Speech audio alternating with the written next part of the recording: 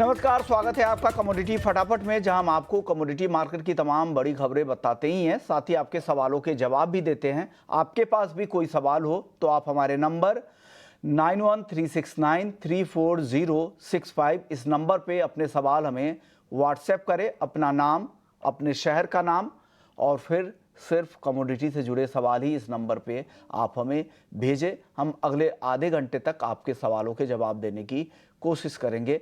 मानव मोदी हैं मोतीलाल ओसवाल से और कयोमर्ज सादरी हैं, सीईओ हैं अवांस एंटरप्राइजेज के। ये दोनों मेहमान आपके सवालों के जवाब देने वाले हैं। चलिए, लेकिन सबसे पहले शुरुआत कर लेते हैं गोल्ड और सिल्वर के साथ। माना, बताइए गोल्ड और सिल्वर किस तरह की चाल दिख रही है ट्रेडर्स के लिए? आज से बताइएगा आगे की चाल क्या रहेगी। जो तेजी दिख रही है ये बनी रहेगी और इस तेजी में कहां तक जाएगा भाव गोल्ड का ऊपर में और चांदी का भी? जी, बिल्कुल विश्वनाथ जी, गुड इवनिंग। मेरे ख़्याल से अगर हम सोने-चांदी की बात करें, पहले सोने की बात करें तो काफ़ी अच्छा मूव आया है दोनों ही कमोडिटी में। बहुत अच्छा, एक कॉमेक्स में भी ऑल टाइम हाई रिकॉर्ड हमने $2500 के ऊपर का भाव आता हुआ देखा है। मेरे ख़्याल से एक फ्रेश ब्रेकआउट है, रेंज भी शिफ्ट हुई है ऐसा लग रहा है। नीचे में जो पहले 68,000 की बात हो रही थी, अब शायद वो कहीं न कहीं 70,000 के आसपास का एक स्ट्रॉन्ग सपोर्ट हमें आता हुआ दिखता है। इमीडिएट बेसिस पे अगर बात करें सोने में, डेफ़िनेटली बाय ऑन डिप्स की स्ट्रैटेजी बरकरार बरकरार रहेगी, क्योंकि बीच में जो सेल ऑफ की बात कर रहे थे, वो सेल ऑफ भी रुक के अब एक नई तेज़ी की तरफ हम जा रहे हैं। तो मेरे ख़्याल से बाय ऑन डिप्स की स्ट्रैटेजी कंटिन्यू रहनी चाहिए। हम जो हमारा एनुअल टारगेट है, उस पे तो कायम है ही, डेफ़िनेटली 81,000 का दिया था। अब उसमें इंपोर्ट ड्यूटी का अगर वैल्यू भी वेयर ऑफ कर ले तो डेफिनेटली एक कंजर्वेटिव टारगेट लेके चल रहे हैं। लेकिन इमीडिएट अगर किसी को सोने में काम करना है तो आप 71,700 पे आप बाय कर सकते हैं। ऊपर में 70 टू 200 का टारगेट इमीडिएट बेसिस पे और 71,400 का स्टॉप लॉस लेके आप बाय कर सकते हैं सोने में। मानव, अब एक सवाल है, एक दर्शक है जिन्होंने सवाल भेजा है। उन नाम है इनका रोशन फेरवानी है, कटनी मध्य प्रदेश से। गोल्ड बाई किया है 72,150 रुपए में। क्या करना चाहिए मानव इनको गोल्ड में? मेरे ख्याल से होल्ड करना चाहिए, नियर टू दी अमाउंट ही है। 72,150, हमने 72,200 का इमीडिएट टारगेट दिया है, लेकिन अगर मेगा के टर्म्स में 72,200 के ऊपर का बंद आ जाता है तो फिर से जो बाइंग स्ट्रेंथ है वो आ जाएगी। तो 72,200 का ही रेजिस्टेंस है। अगर उसके ऊपर क्लोजिंग आ जाती है तो और ज्यादा तेजी हमें मिल जाएगी। तो मेरे ख्याल से अभी के लिए होल्ड करना बेहतर है इस कॉल को। बेहतर आप यहाँ पर सलाह दे रहे हैं। अगले दर्शक हमारे साथ हैं, क्रिश हैं, दिल्ली से रेगुलर कॉलर हैं। कॉपर पर जाना चाह रहे हैं कि क्या करना चाहिए। माना, बताइए कॉपर में क्या करना चाहिए इनको? कॉपर में तेजी फिर से शुरू हुई है। मेरे ख्याल से 780 का स्ट्रॉन्ग सपोर्ट था। हम कह रहे थे कि उस लेवल के ऊपर जब तक है तब तक तेजी बरकरार है। मेरे ख्याल से सपोर्ट से अच्छा पलटा है। तो इमीडिएट बेसिस पे 804 803.50 के आसपास मिले तो बाय करना चाहिए। मेरे ख्याल से इमीडिएट 810 का रेजिस्टेंस है। स्टॉप लॉस 800 का रहेगा। अगर लॉन्ग टर्म के लिए देखना है तो 810 के ऊपर अगर क्लोजिंग मिलती है तो और अच्छी तेजी और अच्छी बाइंग स्ट्रेंथ उसके ऊपर आ सकती है, लेकिन इमीडिएट 810 तक की तेजी लग रही है। एक अहम कमोडिटी का रुख कर लेते हैं, वो है सोयाबीन। सोयाबीन की कीमतों में भारी गिरावट देखने को मिल रही है। 30% तक दाम कम हो चुके हैं। मंडियों में जो लोअर लेवल सोयाबीन का भाव है वो 3,500 रुपये प्रति क्विंटल तक आ चुका है। और अगर नए सीजन के लिए जो एमएसपी सरकार ने तय किया था वो था 4,892 रुपये का। वहाँ से देखें तो करीब करीब 1,300 रुपये से ज़्यादा की गिरावट, यानी नीचे का भाव है एमएसपी पे। और सीएसीपी ने जो भाव सोयाबीन के उत्पादन का लागत बताया था सरकार को, वो था 3,261 रुपये। तो उससे भी बहुत ज़्यादा दूर नहीं, यानी सोयाबीन में काफ़ी गिरावट आ गई है। एक तो ग्लोबल मार्केट में फसल काफ़ी ज़्यादा है, इसके अलावा बम इंपोर्ट जिस तरह से हो रही, इंपोर्ट की जो बाढ़ लगी हुई है खाने के तेल के इंपोर्ट का, उसका दबाव भी यहाँ पर दिख रहा है। और घरेलू बाजार में भी इस बार सोयाबीन बम्पर क्रॉप की संभावना है। हमारे साथ वीवी मेहता जी हैं, ईडी हैं, सॉल्वेंट एक्सट्रैक्टर्स एसोसिएशन के। मेहता जी, क्या हो रहा है सर? दाम काफ़ी ज़्यादा गिर गए हैं, क्या अब सही समय आ गया है सरकार को फैसला लेने का और यहाँ पर इंपोर्ट ड्यूटी बढ़ाना चाहिए, क्योंकि हार्वेस्टिंग सीजन से पहले इस तरह की गिरावट सही तो नहीं है किसानों के लिहाज से। एक तरफ हम आत्मनिर्भर होने की बातचीत करते हैं, अनाउंसमेंट भी करते हैं, दूसरी तरफ भाव तो आपको मिल नहीं रहा है इनको। नहीं, पहले तो एक समझिए, जो इंटरनेशनल मार्केट में जो सोयाबीन का क्रॉप का रिकॉर्ड 417 मिलियन टन का एक्सपेक्टेड क्रॉप है, जो लास्ट ईयर था 392 मिलियन। तो कम से कम 26 मिलियन टन का सोयाबीन का क्रॉप ज्यादा आ रहा है। दूसरा, सोयाबीन ऑयल जो फूड में जाता है या तो एनर्जी में जाता है, उसके लिए ज्यादा सोयाबीन ऑयल का उत्पादन बढ़ रहा है। उसके साथ में मिल का उत्पादन साथ में बढ़ रहा है, तो मिल का आउटलेट कम है, तो इसके लिए मिल पे दबाव आ रहा है और मिल के दाम भी गिर रहा है। तो इसके वजह से इंटरनेशनल प्राइस सोयाबीन के, और आप देखें एक महीने में 10 से 15% प्राइस नीचे गिरी हुई है। दूसरा जो आपने बोला कि यहाँ क्या है, नॉर्मली क्रशिंग है, either supported by meal or oil or both. आज हालत ऐसी है, there is total disparity in a soybean crushing, neither soybean meal is supporting nor the oil is supporting. इसके वजह से टोटली डिस्पैरिटी में चल रहा है। और आज जो सोयाबीन का क्रॉप है, लास्ट ईयर का 115 से 118 जो भी था, आज अभी भी इतना बड़ा है, क्रशिंग के बाकी है।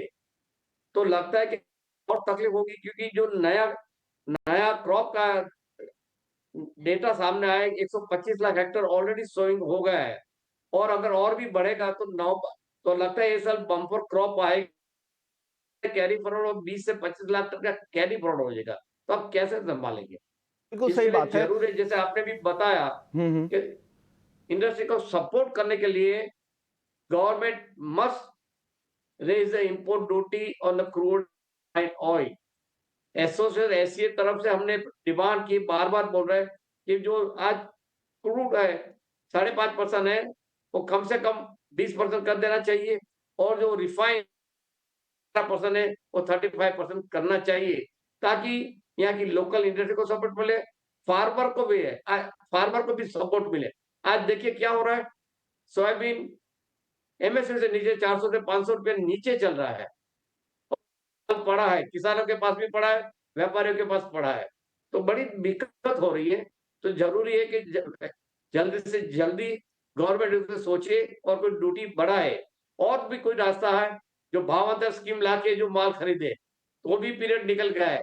नॉर्मली सोयाबीन का क्रॉप आता है नवंबर दिसंबर, तो फरवरी मार्च तक वो सब चलता है, अभी तो वो भी नहीं है, भावांतर स्कीम भी नहीं है। तो इसके लिए इंडस्ट्री की हालत काफी खराब है। और हाँ जी, सर, इंडस्ट्री से ज़्यादा किसानों की हालत काफ़ी ख़राब होगी, क्योंकि उनके फसल के अराइवल का टाइम आ रहा है और भाव लगातार गिरते जा रहे हैं। तो ये बड़ी चिंता है कि कैसे फिर वो आगे के सीज़न में उत्पादन करेंगे। आप कह रहे हैं कि कैरी ओवर स्टॉक भी ज़्यादा है, बम्पर क्रॉप का भी अनुमान है, इंटरनेशनल मार्केट में क्रॉप है। फिर अब नहीं, अगर इंपोर्ट ड्यूटी आप बढ़ाएंगे तो कब बढ़ाएंगे? आपके पास तो अच्छा वक्त है, ये काफ़ी अच्छा समय है कि ऑलरेडी आपके पास सप्लाई की कोई दिक्कत नहीं है। चलिए सर, ऑयल मिल एक्सपोर्ट की बात करते हैं। यहाँ पर जुलाई के जो नंबर्स है वो अच्छे दिख रहे हैं, लेकिन इस फाइनेंशियल ईयर, जो करंट फाइनेंशियल ईयर है, उसके जो 4 महीने अप्रैल मई जून जुलाई, वो थोड़े कमज़ोर दिख रहे हैं। सर, बांग्लादेश में जिस तरह का ये था, डिस्टर्बेंस था, वहाँ पर चीज़ें ठीक हो रही हैं, या वहाँ से अभी भी, क्योंकि ऑयल मिल का वो एक बड़ा इंपोर्टर भी है, खास करके रेपसीड ऑयल मिल का, तो वहाँ पर कुछ इंपोर्ट हो रहा है अभी या बंद है? मैं आपको पहले बताऊं, लास्ट ईयर 2023-24 में हमने एक्सपोर्ट किया था 48 लाख टन का। लग रहा है कि there are two factor will affect. एक तो जो डीओ राइसबर्न का एक्सपोर्ट बंद है, हम उम्मीद करते थे कि फिर से खोला जाएगा, वो खोलना नहीं है, और फिर 31 जनवरी 2025 तक एक्सटेंड कर दिया है, तो बैन है। नॉर्मली 5 से 6 लाख टन राइसबर्न एक्सपोर्ट। दूसरा, Bangladesh is the biggest importers of the Indian rapeseed meal और सोयाबीन। अभी जो बांग्लादेश की जैसी हालत है, उसके साथ लगता है कि हमारा वहां एक्सपोर्ट कम होगा, क्योंकि यहाँ से मेनली बाय रेल और बाय ट्रकिंग से एक्सपोर्ट होता था बांग्लादेश। तो जब तक उसकी नॉर्मलाइज नहीं होगा सिस्टम, तब तक वहां एक्सपोर्ट नहीं होगा, या तो काफी कम होगा। तो ये दो फैक्टर की वजह से ऐसा लग रहा है कि ये साल। और तीसरा, जैसे last year we had a parity of soybean meal and rapeseed meal, ये साल इतनी पैरिटी नहीं है मार्केट में। ये सब लास्ट टाइम 48 लाख टन का एक्सपोर्ट किया था इंडिया ने। फिर लगता है कि आज ये साल 35 टू 40 लाख से करीब ही होगा, इससे ज्यादा नहीं होगा। शुक्रिया सर, आपने वक्त निकाला और इस मार्केट पर अपनी राय रखी। ऑयल मिल पर भी और सोयाबीन पर भी आपने अपनी राय रखी। उम्मीद करते हैं कि भाव को लेकर सरकार कुछ सोच रही होगी, जल्द कुछ फैसले की हम उम्मीद करते हैं ताकि किसानों को कम से कम फायदा मिले। चलिए आगे बढ़ते हैं, कुछ दर्शकों के सवाल लेंगे। उससे पहले एक सवाल सोयाबीन पे सादरी जी का ले लेते हैं। सादरी जी, क्या लग रहा है, आपका अनुमान क्या कह रहा है? सोयाबीन में के दाम आगे कुछ सुधार होंगे या इसी तरह से कमजोर रहेंगे? सर, सोयाबीन में मेरा पर्सनल व्यू है कि हाल फिलहाल में जब अराइवल्स का प्रेशर आएगा तब एक बार के लिए तो सर प्राइसेस प्रेशर में ही रहेंगे। उसके बाद एक बार क्रॉप थोड़ा सेटल होता है तो राउंड अबाउट हो सकता है दिसंबर के आसपास हम इसमें थोड़ी बहुत रिकवरी देखें। अगले दर्शक हमारे साथ प्रमोद जैन है। चने का भविष्य कैसा लग रहा है, क्योंकि चने के दाम लगातार बढ़ते जा रहे हैं। 78-79 रुपए तक प्रति क्विंटल के भाव मंडियों में हो चुके हैं और भी आगे कुछ तेजी की ही संभावना लग रही, क्योंकि इस बार सप्लाई काफी कम है। क्या लग रहा है सादरी जी, क्या जवाब देंगे इनको? आपको कैसा भविष्य दिख रहा है? प्रमोद जैन जी का सवाल है। हाँ सर, मैं प्रमोद जैन जी को ये कहना चाहूंगा कि चने में हाल फिलहाल में जो हम अच्छे प्राइसेस देख रहे हैं वो कंटिन्यू होते हुए नजर आ रहे हैं। यहाँ से तकरीबन और 200 से 300 रुपए प्रति क्विंटल की डायरेक्शन प्राइसेस में नजर आ रही है और फिजिकल डिमांड भी इसको सपोर्ट कर रहा है। ओके, चलिए अगले दर्शक का सवाल ले लेते हैं। नॉन एग्री मार्केट पर है, कृष्णा सिंह है रायपुर से। कॉपर का भाव क्या 750 रुपए होगा क्या? इतनी गिरावट लग रही है कॉपर में आपको, मानव? मेरे ख्याल से डेफिनेटली 750 एक क्रिटिकल सपोर्ट जोन तो मैं नहीं कहूंगा, लेकिन इतनी गिरावट अभी तो नहीं लग रही है। अगर वहां तक आना है तो पहले 780 775 का जो जोन है वो ब्रेक होना जरूरी है। अगर वो ब्रेक होता है तो शायद उसकी पॉसिबिलिटी ओपन हो जाएगी, लेकिन अभी के लिए वैसा नहीं लग रहा है कि इतनी गिरावट आए। मे बी 780 तक एक बार अगर सेल ऑफ आता तो है, और ऊपर की तरफ 810 का जो रेंज है, रेजिस्टेंस है, वो एक ब्रेक होता है तो ऊपर की जो रैली है वो खुल जाएगी। अभी रिसेंटली हमने एक एनुअल क्वार्टरली रिपोर्ट भी निकाली है, उसमें यही बताया कि ओवरऑल जो व्यू है तेजी का ही है, बाय एंड डिप्स का ही है। नीचे में सपोर्ट 770 के नीचे का ही दिया है, लेकिन ओवरऑल जो व्यू है एनुअल बेसिस पे वो तेजी का ही रखा है हमने। जयराम पाली हैं राजस्थान से। नेचुरल गैस कैसा लग रहा है? क्या 190 के नीचे आएगा क्या भाव? क्या जवाब देंगे आप, मानव? ये मेरे ख्याल से नेचुरल गैस 192 ब्रेक करना जरूरी है। अगर इंट्राडे ट्रेडिंग की बात करें तो डेफिनेटली 184 के आसपास अगर मिलता है तो वहां से बाइंग करनी चाहिए फॉर द टारगेट ऑफ 190 करना जरूरी है आगे और बाई करने के लिए, क्योंकि एक बड़ा रेंज है 168 नीचे में और 192 ऊपर में। तो जब तक इधर और ब्रेक नहीं करता यही रेंज में मेरे ख्याल से नेचुरल गैस चलना चाहिए। तो 192 से 3 से 4 बार पलट चुका है, तो वो ब्रेक करेगा तो नई रैली मेरे ख्याल से नेशनल गैस में दिखेगी हमें। चलिए एक और कमोडिटी एग्री मार्केट में जहां पर आज काफी गिरावट दिखी थी, 6% के लोअर सर्किट पे बंद हुआ है, वो हल्दी है। 15,100 के आसपास अब भाव आ चुका है। भारी गिरावट आज के सत्र में दिखी है। जो क्लोजिंग का भाव है अक्टूबर वायदा का 15,126 का। इस पर बातचीत करने के लिए पूनम चंद गुप्ता हैं हमारे साथ, हल्दी के कारोबारी भी हैं और NCDX की जो कमेटी है हल्दी को लेकर उसको हेड भी करते हैं। पूनम जी बताइए, क्या हो रहा है हल्दी में, इतनी गिरावट क्यों? कुछ समय पहले आप लोगों से बातचीत हो रही थी तो आप लोग कह रहे थे कि मार्केट में डेफिसिट की स्थिति है, लेकिन भाव तो लगातार नीचे कम हो रहे हैं। क्या डिमांड बिल्कुल कमज़ोर है?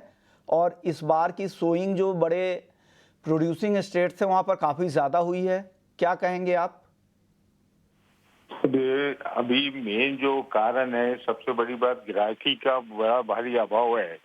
ये लोकल डोमेस्टिक डिमांड भी और एक्सपोर्ट डिमांड भी का सबसे बड़ा कारण पूरे ऑल ओवर इंडिया में बरसात की वजह से हर सेंटर में खरीदी रुकी हुई है। दूसरी, ये जो आने वाली क्रॉप है, ये जो 8 दिन में जो बरसात आई है उससे क्रॉप कंडीशन जो हल्की पड़ गई थी वापस उसमें जान आ गई है, वो क्रॉप की कंडीशन भी अच्छी है। और आज की जो गिरावट है वो एक्चुअल में अगस्त और अक्टूबर के वायदे में जो 700-800 रुपए का था वही गैप फिलिंग हुआ है अपने। जो लोगों के दिमाग में एकदम जो 5-6% डाउन है, वो बात नहीं है। कल अगस्त का वायदा आप देख रहे थे, 153 रुपए कुछ हुआ है और आज 151-52 ही बंद हुआ है। तो जो 600-700 का फर्क अगस्त और अक्टूबर के वायदे में था, वही कम हुआ है। अब यहाँ से अगर कोई विशेष तेजी मंदी चलती है, वो जरूर हाजिर मार्केट में इफेक्ट करेगी। इसमें कितनी गिरावट आप लोग उम्मीद लगा के चल रहे हैं? यहाँ से कितना नीचे और भाव आ सकता है हल्दी का? इसमें वो 300-400 रुपए का रिस्क जरूर है। 300-400 रुपए का रिस्क। और तेजी कितनी लग रही है आपको?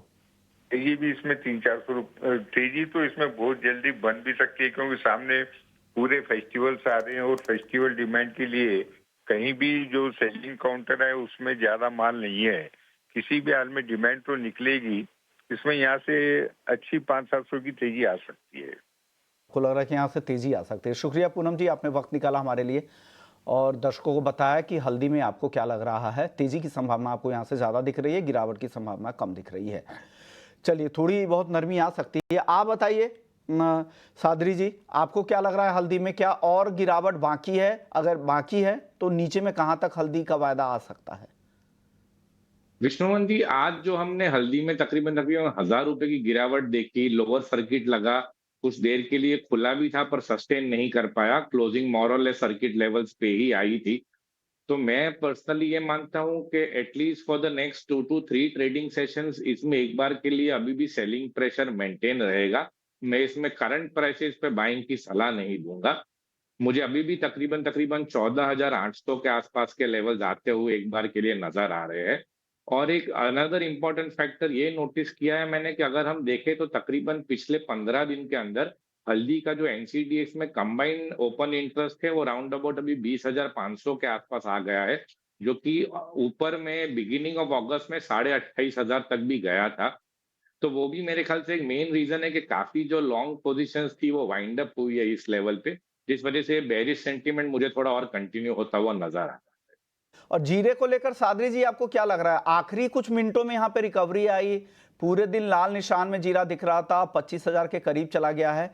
क्या कुछ रिकवरी के संकेत है या भाव और भी नीचे आना बाकी है और गिरावट बची है अभी? जी, मोरलेस हम पिछले 2-1 महीने से देख रहे हैं कि जीरा मोरलेस ये एक ही रेंज में घूम रहा है, 24,000 से लेके तकरीबन 26,000 रुपए तक का। हालांकि आज हमने जो रिकवरी देखी वो काफी दिनों बाद हमें ऐसा लगा कि भाई इंट्राडे भी हमने कुछ तरह का मूवमेंट देखा है प्राइसेस में, जिससे थोड़ा बहुत आज जो मंदी का माहौल था वो करेक्ट हुआ, 24,000 से 24,900 तक के प्राइसेस आए।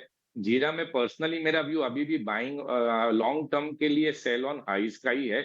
एक बार हो सकता है कि हम 25,500 से हायर साइड पे शायद 25,700 तक के भी प्राइसेस देखें, पर मैं उन प्राइसेस को सस्टेन होता हुआ नहीं देख रहा हूं, क्योंकि जो बाकी टर्मरिक प्रोड्यूसिंग कंट्रीज है लाइक अफगानिस्तान, टर्की, चाइना, वो सब में भी हम देख रहे हैं कि भाई अच्छे और पॉजिटिव नंबर्स ही आ रहे हैं।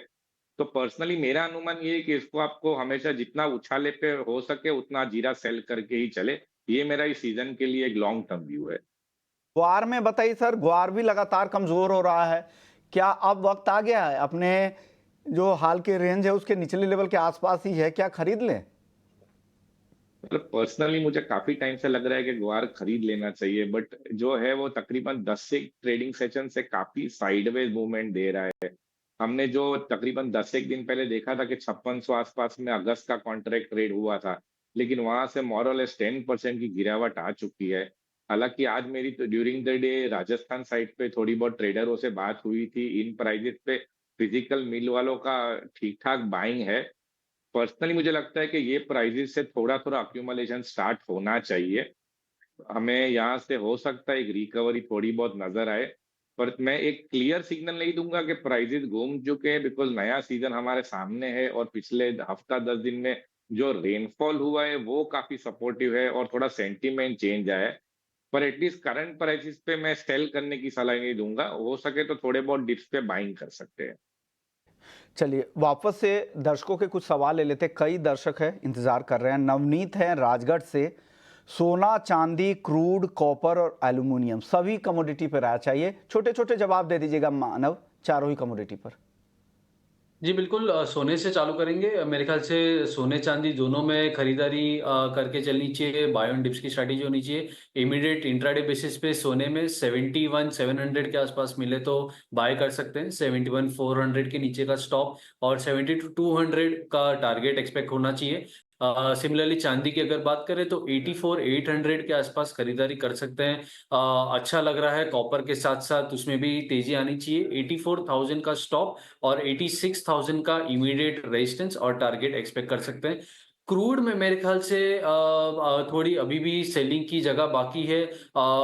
ऊपर की तरफ अगर देखें तो 6230, 6250 का एक रेजिस्टेंस बैंड है, तो जब तक उसके नीचे ट्रेड कर रहा है सेल का व्यू लगा के चलना चाहिए। 6180 के आसपास सेल करेंगे, 6260 का टारगेट और 70 का टारगेट और 6260 का स्टॉप लॉस हम लगा के चल सकते हैं। और कॉपर एल्युमिनियम की क्या कॉल थी, एक बार टारगेट स्टॉप लॉस सिर्फ बता दीजिए कॉपर एल्युमिनियम में मानव। जी बिल्कुल, तो कॉपर में अगर देखें तो 804 के आसपास अगर मिलता है तो कॉपर में खरीदारी करनी चाहिए। 800 का स्टॉप और 810 का टारगेट हम एक्सपेक्ट कर सकते हैं जो इमीडिएट रेजिस्टेंस है। सिमिलरली एल्यूमिनियम में भी काफी समय बाद एक अच्छी चाल हमें आती हुई दिखी है, तो एल्यूमिनियम में भी खरीदारी का व्यू बनता है 226 के आसपास। 224 का स्टॉप लगा के 230 का टारगेट हम एल्यूमिनियम में एक्सपेक्ट कर सकते हैं। हमारे साथ ओम प्रकाश है भिलाई से। क्रूड के 6000 के स्ट्राइक का पुट इन्होंने 130 रुपए पर खरीदा है। अभी करंट अगर 17 सितंबर के एक्सपायरी वाले 6000 के स्ट्राइक की पुट का भाव देखे तो 120 रुपए के आसपास है। क्या करना चाहिए मानव इनको? मेरे ख्याल से पुट बाइंग है तो होल्ड करना चाहिए, क्योंकि जैसे हमने बात की क्रूड में अभी भी व्यू है कि थोड़ी जगह बाकी है नीचे में और थोड़ा फॉल आ सकता है। तो इमीडिएट बेसिस पे 60 70 60 80 तक का एक रूम है जहां पे गिरावट आ सकती है। तो एटलीस्ट 50-60 रुपए की जगह है और नीचे में, तो पुट में फायदा हो सकता है, तो होल्ड करके रखना चाहिए। ओके, अगले दर्शक हमारे साथ प्रवीण हैं पुणे से। नेचुरल गैस और हल्दी का आउटलुक जानना चाह रहे थे। मानव, नेचुरल गैस में पहले आप बता दीजिए, फिर हल्दी के लिए पूछ लेंगे सादरी जी से। नेचुरल गैस में इमीडिएट अगर इंट्राडे करना है तो मेरे ख्याल से बाय का व्यू रहेगा। 184 पे बाय कर सकते हैं, 180 का स्टॉप और 190 का टारगेट। अगर लॉन्ग टर्म करना है तो 192 के ऊपर अगर ब्रेक होता है तो खरीदारी करें। जबकि अगर लॉन्ग टर्म उसके ऊपर ना जाता हो तो मेरे ख्याल से थोड़ा रुक जाना चाहिए, कॉशियस भी होना चाहिए। ओके, आप बता दीजिए हल्दी में क्या करना चाहिए। सादरी जी छोटा सा जवाब दे दीजिए इनको, प्रवीण जी को। हल्दी 14,900 के टारगेट के लिए सेल करनी चाहिए और मेरा स्टॉप लॉस रहेगा 15,250। ओके, अगले दर्शक हमारे साथ अमित हैं नासिक से। क्रूड में ऑप्शंस की रणनीति जानना चाह रहे हैं। मानव, ऑप्शंस के एक ट्रेड बता दीजिए अमित जी के लिए। बिल्कुल, मेरे ख्याल से अभी जो डिस्कस की 6000 पुट साइड में रहना चाहिए, क्योंकि मंदी लग रही है, तो 6000 का पुट मेरे ख्याल से बाय कर सकते हैं। नीचे में अगर और मंदी आती है तो हमें उसमें फायदा हो सकता है। चलिए, शुक्रिया मानव आपका और सादरी जी आपका। आप लोगों ने वक्त निकाला, हमारे दर्शकों के सभी सवालों के जवाब दिए। जो सवाल आज के शो में हम शामिल नहीं कर पाए थे, कोशिश करेंगे कल इसी वक्त कमोडिटी फटाफट में उन सवालों के जवाब हम देने की कोशिश करेंगे। शुक्रिया मानव जी आपका, सादरी जी आपका। चलिए, इसी नोट पर इस शो को यहीं खत्म करते हैं। ब्रेक के बाद भी खबरें चलती रहेंगी, तो आप कहीं मत जाइए, बने रहिए ईटी नाउ स्वदेश पर।